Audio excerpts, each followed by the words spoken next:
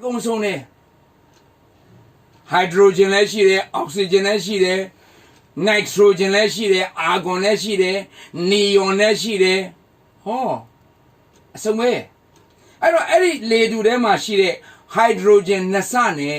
oxygen တစ်ဆကအခုနအလင်းအောင်အပူလေးနဲ့ထိလိုက်တဲ့ခါကျတော့ရေဖြစ်သွားတာသိပ္ပံသဘာဝအရာဆိုရေဖြစ်သွားတယ်အဲ့တော့ကပောက်ကျန်းခန်းကြီး1အငယ်6က10မှာကြတော့ရေဖန်ဆင်းပြီးတဲ့အခါမှာကုန်းဖန်ဆင်းတယ်ရေမာတော်မှတော့ကျွန်တော်လည်းပြောပြအောင်မယ်ရေမာတော်မှအထက်မိုးကောင်းကြီးမှာရှိတဲ့ရေအောက်ရမှာရှိတယ်ဒီအောက်ရမှာရှိတဲ့ရေဆိုတာက surface water ပေါ့တနည်းအားဖြင့် ground water ပေါ့အထက်ရမှာရှိတဲ့ရေကြတော့မိုးတိမ်ထဲမှာရှိတဲ့ရေငွေ့တွေပေါ့နော်ဒါဟုတ်ပြီအဲ့တော့ကပောက်ကျန်းခန်းကြီး1အငယ်6က10မှာကြတော့ကုန်းဆိုတဲ့မြေကြီးကိုဖျားခင်ဖန်ဆင်းတယ်ကပောက်ကျန်းခန်းကြီး1အငယ်7က73မှာကြတော့မြက်ပင်ဖန်ဆင်းတယ်စပားပင်ဖန်ဆင်းတယ်မျိုးစေ့ပါတဲ့အသီးသီးတတ်တဲ့သစ်ပင်ကိုဖန်ဆင်းတယ်ဟောအောင်ကြပါနော်အဲ့တော့ကပောက်ကျန်းခန်းကြီး1အငယ်14ကနေပြီးတော့16မှာကြတော့နေလကျန်နကတာယာတွေကိုတကယ်အလုံးလိုက်ထင်ထင်ရှားရှားအဲ့ဒီအခါကျမှတွေ့ရတယ်ဘာဖြစ်လို့တွေ့ရသေးလားအခုနထူထမှောင်မိုက်တဲ့ဓာတ်ငွေ့တူကြီးကိုဖျားခင်ကဖယ်ရှားလိုက်တဲ့အခါမှာနည်းနည်းပဲကြံတဲ့အခါကျတော့လုံလောက်တဲ့အလင်းလုံလောက်တဲ့အပူချိန်ရတဲ့အထိဓာတ်ငွေ့ကိုရှော့ချလိုက်တယ်ရှော့ချလိုက်တဲ့အခါကျတော့ sufficient heat နဲ့ sufficient light ကပေါ်လာပြီအဲ့တော့အသက်ရှင်တဲ့သရဝါမှန်သမျှကအဲ့ဒီခါကျမှ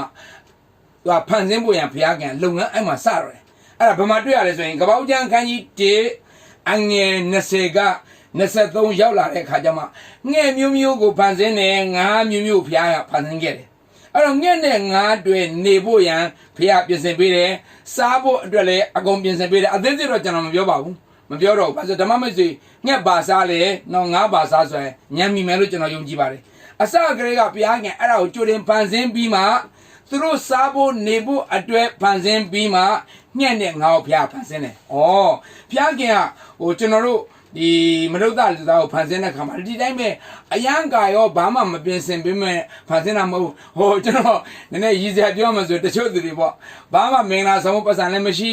နော်ဘာမှလည်းပဲသူစိတ်သဘောထားကိုယ်စိတ်သဘောလည်းမသိဘဲနဲ့မင်္ဂလာဆောင်ကြတော့ပြီးတော့ပြီးကွဲကြပြန်အဲ့လိုဘုရားဗျံပရာနဲ့မနုဿလူသားတွေလွတ်တယ်မလွတ်ဘူးကပောက်ကျန်းခန်းကြီး1အငယ်24-25မှာပြန်ကြည့်ရင်အဲ့မှာသားရင်ဖန်ဆင်းတဲ့ kettles ပေါ့နောက်ကတွားတက်တဲ့သရိษံတွေ creeping things တွေဖန်ဆင်းတယ်နောက်ကသားရဲ့ beast ဘုရားဖန်ဆင်းခဲ့တယ်အဲ့ဒီအချိန်မှာလေရှုဖို့နဲ့နေထိုင်ဖို့ရန်အတွက်စားတော့ဖို့ရန်အတွက်ဘုရားခင်ကမပူမပင်ရအောင်အဲ့ဒီမတိုင်မီတွေကဘုရားကြိုတင်ပြင်ဆင်ပြီးသားဖြစ်တယ်အဲ့တော့ဘုရားခင်ကကြိုတင်ပြီးတော့ပြင်ဆင်ထားပြီးသားဖြစ်တဲ့ကြောင့်အခုနဒီသားရင်တွားတတ်တဲ့သရဝါနဲ့သားရဲတွေအတွက်ဘာမှဖန်ဆင်းလိုက်တဲ့အခါမှာဘာမှပူစရာမရှိတော့ဘူးအဲ့တော့ကပောက်ကျန်းခန်းကြီး1အငယ်26က28ကိုပြန်ကြည့်ရင်ဘုရားခင်ကမနုဿလူသားထဲမှာပထမဦးဆုံးယောက်ျားဖြစ်တဲ့အာဒံကိုအရင်ဖန်ဆင်းတယ်ပြီးတော့မှဘယ်လိုဖန်ဆင်းလဲဆိုရင်မြေမှုန့်နဲ့ဖန်ဆင်းတယ်အဲ့တော့အာဒံရဲ့နံရိုးနဲ့အေဝါကိုကျွန်တော်ဖန်ဆင်းတဲ့ကိစ္စကိုကပောက်ကျန်းခန်းကြီး2အငယ်21က25မှာတွေ့ရတယ်အဲ့တော့လူမှာရှိတဲ့ဒီ minerals ကိုခေါ်တဲ့ဓာတ်သတ္တုတွေအမျိုးအစားနဲ့မြေကြီးထဲမှာရှိတဲ့ mineral အမျိုး kinds of mineral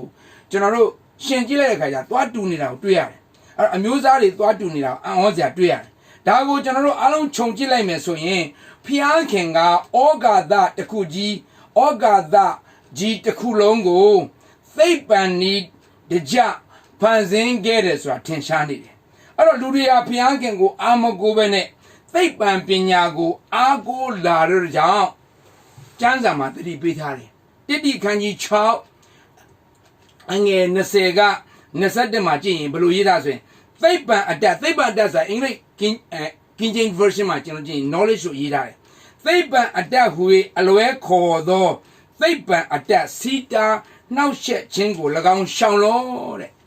သိပ္ပံပညာကြောင့်ယေရှုနဲ့ဓမ္မမိတ်ဆွေဝေးကွာတတ်တယ်တဲ့။ဘာကြောင့်လဲဆိုရင် ယေရှုလုပ်တဲ့အမှုတွေကိုနားမလည်တဲ့ခါကျတော့သိပ္ပံပညာကတော့ခါတဲ့ချက်ချင်းအဖြေရတယ်လို့ဆိုတော့အဲ့သိပ္ပံပညာမိတ်ဆွေကယေရှုနဲ့ပူယုံသွားတဲ့ခါကျတော့မိတ်ဆွေဘဝတစ်ခုလုံးကပျက်စီးသွားအောင်ထိုသိပ္ပံအတက်ကိုလူအချို့တို့သည်ဝန်ခံပြုစုသောအားဖြင့်ယုံကြည်ခြင်းတရားလမ်းမှလွဲကြပြီတဲ့သင်၌ကျေးဇူးတော်ရှိစေသတည်းအာမင်တဲ့အဲ့လိုပဲရေးထားတယ်သိပ္ပံအတက်ရဲ့အထက်မှာသခင်ယေရှုခရစ်တော်ကိုရပြီးမှသခင်ယေရှုနဲ့ဝေးကွာသွားမယ်ဆိုရင်မိတ်ဆွေရဲ့ကြီးမားတဲ့ဆုံးရှုံးမှုလို့ကျွန်တော်ဆိုချင်ပါတယ်။ဘာဖြစ်လို့လဲ။ယေရှုကိုရပြီးမှမိတ်ဆွေကသူ့ကိုစွန့်ပြီးတော့သိပ္ပံအတက်ပညာနောက်ကိုလိုက်သွားမိတ်ဆွေအရှုံးပဲ။ဘာကြောင့်လဲဆိုရင်သခင်ယေရှုက scientific Godအဲ့ဒါမိတ်ဆွေကမသိတဲ့ခါကျတော့သိပ္ပံအတက်ကိုပဲနောက်လိုက်သွားတဲ့ခါကိုအရှုံးကြီးပဲဒီမှာနောက်တစ်ခုရေးထားတယ်သင်၌ကျေးဇူးတော်ရှိစေသတည်းတဲ့အဲ့ဒါဘာကိုပြောချင်တာလဲအတိပ္ပယ်ကသင်မှာတဲ့ကျေးဇူးတော်ပျောက်မသွားစေနဲ့တဲ့ဖျားပြုတဲ့ကျေးဇူးတရားတွေကိုလက်လွတ်မခံနဲ့လို့ပြောလိုက်တာ ਨੇ အတူတူပဲအဲ့ဒါဗမာပြည်မှာဘယ်ဘာသာတရားကမှကိုယ်ပိုင် religion ဆိုတာမရှိပါဘူးမရှိပါဘူးခရစ်ယာန်ဆိုရင်ဒါအစ္စရေးနိုင်ငံစတယ်ဗုဒ္ဓဘာသာဆိုရင်အိန္ဒိယစတယ်အစ္စလာမ်ဆိုရင်ဒါအရေဗီးယားကျွန်းဆွယ်ဘက်ကစတယ်နောက်ဟိန္ဒူဘာသာဆိုရင်ဒါအိန္ဒိယပြန်စတယ်အသေးစိတ်တော့ကျွန်တော်မပြောတော့ပါဘူးဒီလောက်ဆိုရင်တော့သဘောတရားနားလည်ပါပြီအဲ့တော့ကိုနှစ်သက်ရာကိုကိုးကွယ်တဲ့အခါမှာဓမ္မမိတ်ဆွေတို့ကျွန်တော်မြတ်တရားခံချင်တာကိုနှစ်သက်ရာကိုကိုးကွယ်တဲ့အခါမှာကိုးကွယ်ပါအရန်ကောင်းတယ်ဒါပေမဲ့ဘာသာတစ်ခုနဲ့တစ်ခုမှရှိကြတဲ့တူးနဲ့တူးကို personal attack တွေလုပ်ဖို့တော့မလိုဘူးလို့ကျွန်တော်ကခံယူတယ်။ဘာဖြစ်လို့လဲဆိုကျွန်တော်ဒီချိန်မှာတကယ်ဒီမိုကရေစီနိုင်ငံကိုထူထောင်တဲ့အချိန်မှာကျွန်တော်တို့ကိုးကွယ်တဲ့ဘာသာတရားကအဓိကမဟုတ်ဘဲနဲ့ကျွန်တော်တို့ဒီနေ့တိုင်းသူပြည်သားတွေကညီညွတ်ခြင်းနဲ့work together in unity နဲ့လုပ်ရမယ်အချိန်ကာလရောက်နေပြီလေခမီးတော့တားတော့တန်ရှင်းသောဝိညာဉ်တော်ကလည်း work together in unity လို့ဖို့သူတို့သုံးပါးစလုံးက work together လုပ်ကြတာလေအဲ့ဒါကကျွန်တော်တို့ကိုပုံသက်သေပြနေတာသခင်ယေရှုရဲ့မြေကြီးပေါ်မှာသူအသက်ရှင်ခဲ့တဲ့ lifestyle က Christian lifestyle ပဲ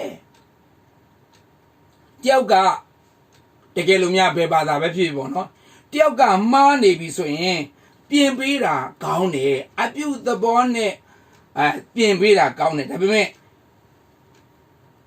အနှုတ်လက္ခဏာနဲ့ပေါ့တနည်းအားဖြင့်အစိုးမြင်နဲ့စိန်ခေါ်တာတွေကတော့မကောင်းဘူးလို့ကျွန်တော်အကြံပေးချင်တယ်ဥပမာပါဠိဘာသာအသုံးအနှုန်းတွေဟာအိန္ဒိယကလာတဲ့အသုံးအနှုန်းတွေဖြစ်တယ်လေဗမာကိုယ်ပိုင်မဟုတ်ဘူးဒါဗမာစကားလည်းမဟုတ်ဘူးအဲ့တော့ဗမာအပိုင်စကားတစ်ခုမှဗမာပြည်မှာမရှိဘူး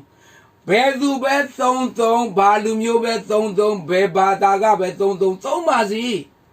ကျွန်တော်တဝင်မတူရဘူးဘာလို့အင်္ဂလိပ်စကားနဲ့တရုတ်စကားဂျပန်စကားဘာသာစကားဖြစ်လေဥပမာကလားကလည်းအင်္ဂလိပ်လိုပြောတယ်မဟုတ်ဘူးလား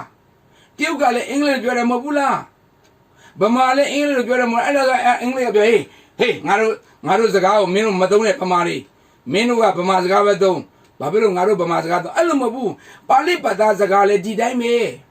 ပါဠိဘာသာစကားလည်းကျွန်တော်တို့ကဘယ်သူပဲသုံးလေဒါကအိန္ဒိယနိုင်ငံစကားပဲကျွန်တော်တို့ဗမာကိုယ်ပိုင်ဖြစ်တဲ့စကားမှမဟုတ်ပဲဒါတွေကကျွန်တော်တို့ရဲ့အစင်နန်းသိသိမှုကိုဖော်ပြနေကျွန်တော်တို့ရဲ့ prestige က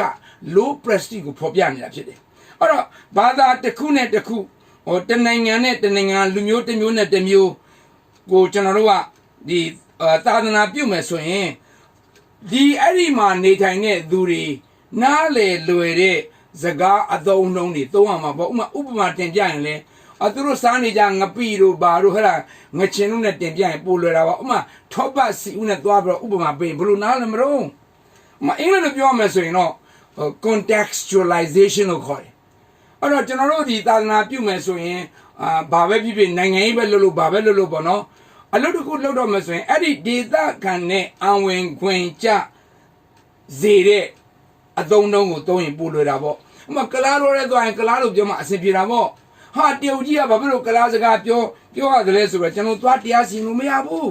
ဒီနေ့ဗမာပြည်မှာရှိတဲ့ဓမ္မမိတ်ဆွေတွေကျွန်တော်ကြည့်ရတာ ကျွန်တော်အများကြီးလိုနေသေးတယ်လို့ကျွန်တော်ဒီလိုပဲမြင်တယ်အဲ့တော့ဘယ်ဘာသာကကောင်းတယ်မကောင်းဘူးဆိုတာက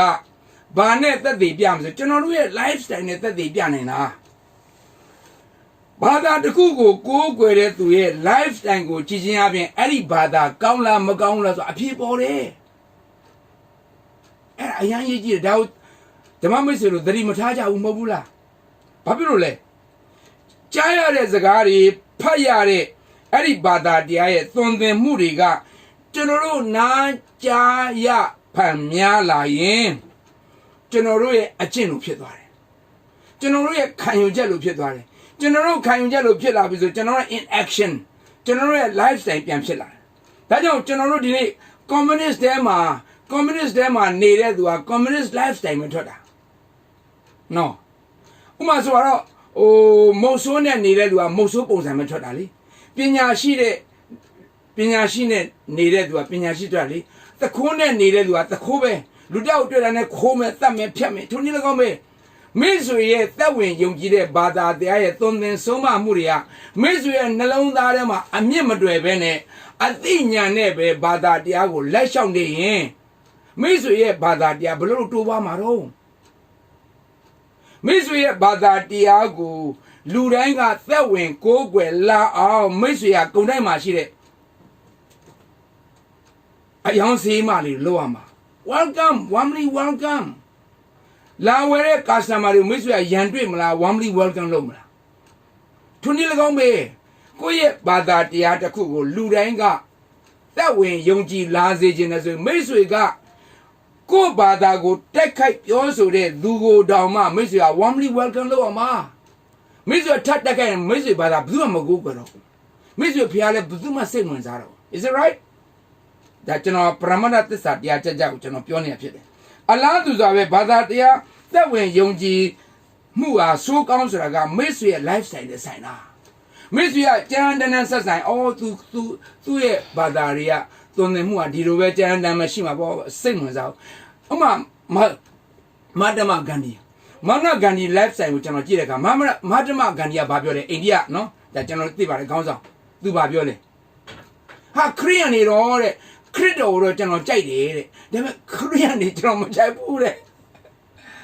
ခရစ်တော်တော့ကျွန်တော်အရန်ကြိုက်တယ်တဲ့ဒါပေမဲ့ခရိယန်နေမကြိုက်ဘူးတဲ့ဘာလို့သူ့ရဲ့ပေါင်းတဲ့ခရိယန်တွေကသူ့ပေါ်မှာမကောင်းတင်ပါလေ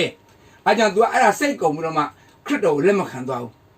ခရစ်တော်တော့ယုံတယ်ဒါပေမဲ့ခရိယန်ဖြစ်မသွားဘူးဒီနေ့မိတ်ဆွေရဲ့ဘာသာတရားကိုလူတိုင်းကစိတ်ဝင်စားစေခြင်းသူများဘလို့ပဲအပုတ်ချမကောင်းကြောင်းပဲပြောမိတ်ဆွေကပြုံးလေးနဲ့မိတ်ဆွေမပြတ်အဲ့လူတွေကိုစီယုံသွေးဆောင်ဖို့လိုတယ်နောက်မှဆိုရင်မိတ်ဆွေကပြန်ပြီးတော့မှခံပက်ပြီးတော့ရန်တွေ့ပြီးတော့မှ challenge ခေါ်မယ်ဆိုရင်မိတ်ဆွေကိုးကွယ်တဲ့ဘာသာပုံရိပ်ကြမှာပေါ့ကျွန်တော်ပြောတာသဘောပေါက်လား online မှာရှိတဲ့ဓမ္မမိတ်ဆွေတွေကျွန်တော်ချစ်လို့ပြောတာနော်ဘယ်ဘာသာပဲဖြစ်ဖြစ်ကျွန်တော်ဆိုရင်ဒါကျွန်တော်ရက်ွက်ထဲမှာအကုန်လုံးကျွန်တော်အကုန်သိနေမြတ်တာဆိုတာကျွန်တော်ပေါင်းသိနေအားလုံးဘာသာတရားကျွန်တော်လေးစားကြတယ်ခင်ကြတယ်ပေးကြတယ်ကမ်းကြတယ်အားလုံး work together in unity အဲဒါကျွန်တော်ကြွားပြောနေတာမဟုတ်ဥပမာဆိုတော့ကျွန်တော်တို့ကကိုယ့်ဘာသာတရားပုတ်ခွတ်လာတဲ့သူပဲဖြစ်ဖြစ်မကောင်းပြောတာပဲဖြစ်ဖြစ်စိန်ခေါ်လာတာဖြစ်ဖြစ်ကိုယ်ပြန် fight ချင်တယ်ခံပြောချင်တယ်ဟာစကေးလူချင်တယ်ခံပတ်ချင်တယ်ကလစားချင်တယ်အဲ့ဆို you are wrong example in the public တဲ့နောက်ကသင်ကိုယ်ကိုယ်ရဲ့ religion ရဲ့ပုံရိပ်ကိုလည်းထိခိုက်မယ်ဆိုတာခုနကကျွန်တော်ပြောပြီးပြီဒါကြောင့်ဒီကုန်းအနေနဲ့ဓမ္မ online မှာရှိတဲ့ဓမ္မမိတ်ဆွေကိုကျွန်တော်ဗာပြောချင်တယ်ဆိုရင်ဓမ္မမိတ်ဆွေတို့ကိုထာဝရဘုရားကဉာဏ်ပညာပေးခြင်းစင်ကြင်လုံးတရားပေးခြင်းခံရပါစေလို့ကျွန်တော်အခုဆုတောင်းပေးနေပါတယ်နောက်လည်းပဲကျွန်တော်ဆုတောင်းပေးမယ်မိတ်ဆွေတို့အရောက်စီတိုင်းပေါ်မှာဘုရားခင်ရဲ့ညီသက်ခြင်းဝမ်းမြောက်ခြင်းဖြောင့်မတ်ခြင်းတရားနဲ့မြတ်တစွာတရားစီရင်ခြင်းသည်အစဉ်ပဲအုပ်ဆိုးပြီးတော့မှတာယာဝပြောတဲ့မြန်မာနိုင်ငံတော်ဒီမိုကရေစီစနစ်ကြီးနဲ့အောင်မြင်ထွန်းကားပါစေလို့ဆန္ဒပြရင်နဲ့ online ပေါ်ကနှုတ်ဆက်ရင်းနဲ့ကောင်းကြီးပေးပါစေလို့ပြောရင်းနဲ့နေကုန်းချုပ်ပါတယ်တယောက်စတဲ့ပုံမှာဖျားရင်ကောင်းကြီးပေးပါစေအာမင်